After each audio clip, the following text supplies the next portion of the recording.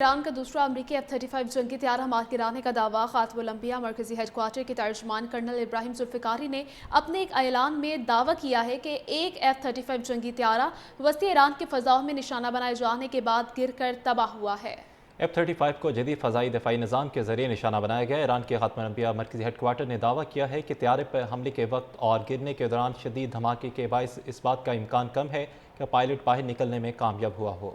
ابراہیم ذوالفقاری نے اپنے ایک اعلان میں دعویٰ کیا ہے کہ ایک F-35 جنگی طیارہ وسطی ایران کے فضاؤں میں نشانہ بنائے جانے کے بعد گر کر تباہ ہوا ہے۔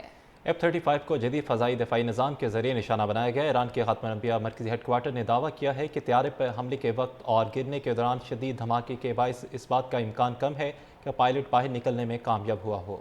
ابراہیم ذوالفقاری نے اپنے ایک اعلان میں دعویٰ کیا ہے کہ ایک F-35 جنگی طیارہ وسطی ایران کے فضاؤں میں نشانہ بنائے جانے کے بعد گر کر تباہ ہوا ہے۔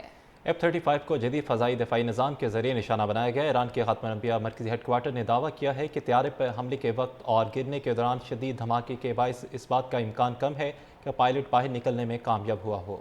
ابراہیم ذوالفقاری نے اپنے ایک اعلان میں دعویٰ کیا ہے کہ ایک F-35 جنگی طیارہ وسطی ایران کے فضاؤں میں نشانہ بنائے جانے کے بعد گر کر تباہ ہوا ہے۔ F-35 کو جدید فضائی دفاعی نظام کے ذریعے نشانہ بنایا گیا۔ ایران کے خاتم الانبیاء مرکزی ہیڈ کوارٹر نے دعویٰ کیا ہے کہ طیارے پر حملے کے وقت اور گرنے کے دوران شدید دھماکے کے باعث اس بات کا امکان کم ہے کہ پائلٹ باہر نکلنے میں کامیاب ہوا ہو۔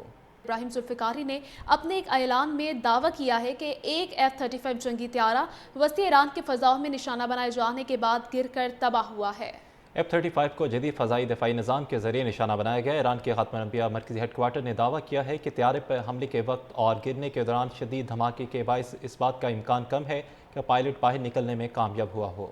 ابراہیم ذوالفقاری نے اپنے ایک اعلان میں دعویٰ کیا ہے کہ ایک F-35 جنگی طیارہ وسطی ایران کے فضاؤں میں نشانہ بنائے جانے کے بعد گر کر تباہ ہوا ہے۔ F-35 کو جدید فضائی دفاعی نظام کے ذریعے نشانہ بنایا گیا۔ ایران کے خاتم الانبیاء مرکزی ہیڈ کوارٹر نے دعویٰ کیا ہے کہ طیارے پر حملے کے وقت اور گرنے کے دوران شدید دھماکے کے باعث اس بات کا امکان کم ہے کہ پائلٹ باہر نکلنے میں کامیاب ہوا ہو۔ ابراہیم ذوالفقاری نے اپنے ایک اعلان میں دعویٰ کیا ہے کہ ایک F-35 جنگی طیارہ وسطی ایران کے فضاؤں میں نشانہ بنائے جانے کے بعد گر کر تباہ ہوا ہے۔